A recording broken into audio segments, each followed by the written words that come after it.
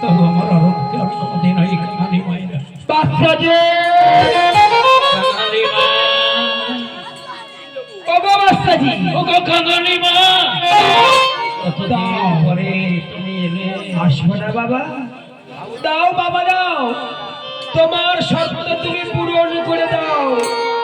তোমার প্রথম সন্তানটাকে আমাকে দাও, কাঙালি মা, আর 1000 টাকা পুরস্কার আমাকে দাও।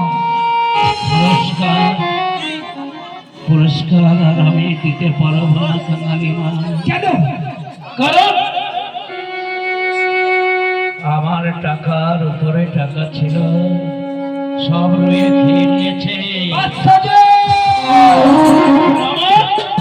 আমার স্বরূপটা সে যে ইন্তেকাল করেছে। কালে বলবা আমার বাসায় ঠিকই বলেছে।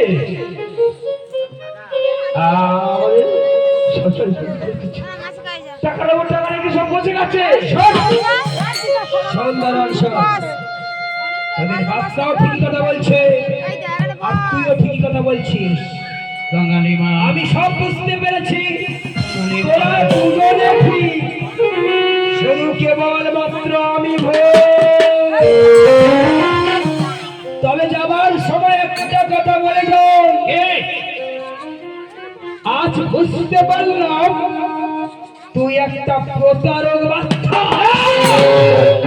তুই একটা প্রবঞ্চক বাচ্চা, তুই একটা দুরাচার, তুই একটা মিথ্যুক। শোন বাচ্চাজি, আজ এই কাঙালিকে যেমন খালি হাতে ফিরিয়ে দিলি, কাঙালি, একদিন এই কাঙালির জন্য, এই কাঙালিকে পাওয়ার জন্য তুই ব্যাকুল হয়ে উঠবি, কিন্তু আমার সন্ধান তুই কিছুতেই পাবি না। না, দাঁড়ি, দাঁড়ি, চল দাঁড়ি।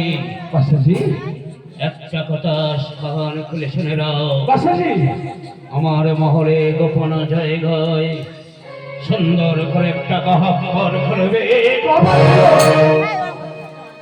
সুন্দর করে একটা পাটাতন তৈরি করবে।